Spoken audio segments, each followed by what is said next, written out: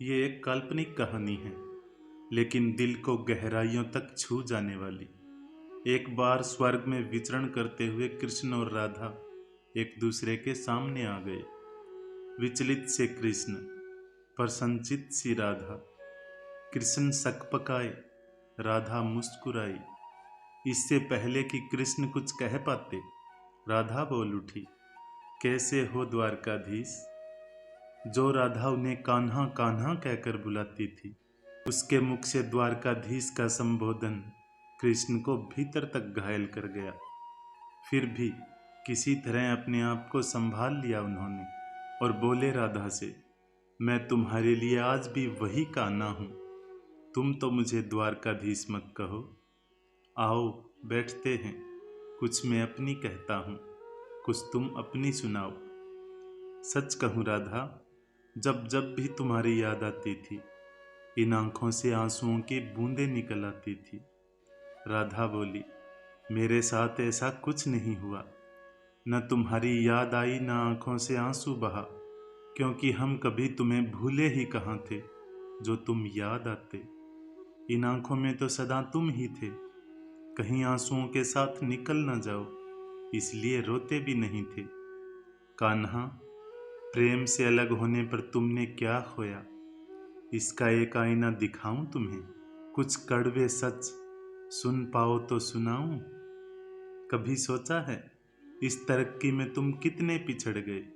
यमुना के मीठे पानी से जिंदगी की शुरुआत की और समुद्र के खारे पानी तक पहुंच गए।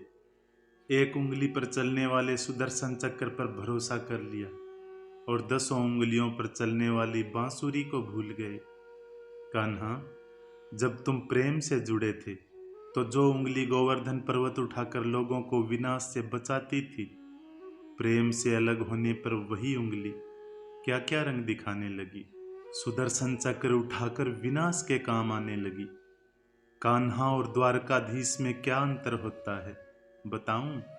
कान्हा होते तो तुम सुदामा के घर जाते, सुदामा तुम्हारे घर नहीं आता। युद्ध में और प्रेम में यही तो फर्क होता है। युद्ध में आप मिटा कर जीतते हैं और प्रेम में आप मिट कर जीतते हैं। कान्हा, प्रेम में डूबा हुआ इंसान दुखी तो रह सकता है, पर किसी को दुखी नहीं कर सकता। आप तो कई कलाओं के स्वामी हो, स्वपन दूरदृष्टा हो, गीता जैसे ग्रंथ के दाता हो, पर आपने ये क्या निर्णय लिया। आपने अपनी पूरी सेना कौरवों को सौंप दी और अपने आप को पांडवों के साथ कर लिया। सेना तो आपकी प्रजा थी, राजा तो पालक होता है, उसका रक्षक होता है। आप जैसे महाज्ञानी उस रथ को चला रहे थे जिस पर बैठा अर्जुन आपकी प्रजा को ही मार रहा था। अपनी प्रजा को मरते देख आप में करुणा नहीं जगी, क्योंकि आप प्रेम से शून्य हो चुके थे। आज भी धरती पर जाकर देखो, आपकी द्वारकाधीश वाली छवि को ढूंढते रह जाओगे। हर जगह, हर मंदिर में मेरे ही साथ खड़े नजर आओगे। मैं जानती हूँ कान्हा, लोग गीता के ज्ञान की बात करते हैं, उसके महत्व की बात करते हैं, पर धरती के लोग युद्ध वाले द्वारकाधीश पर नहीं, प्रेम वाले कान्हा पर भरोसा करते हैं। गीता में मेरा दूर दूर तक नाम नहीं है, पर आज भी लोग उसके समापन पर राधे राधे कहते हैं। ये कहानी काल्पनिक जरूर है, पर इसके भीतर छिपी सीख बहुत महत्वपूर्ण है।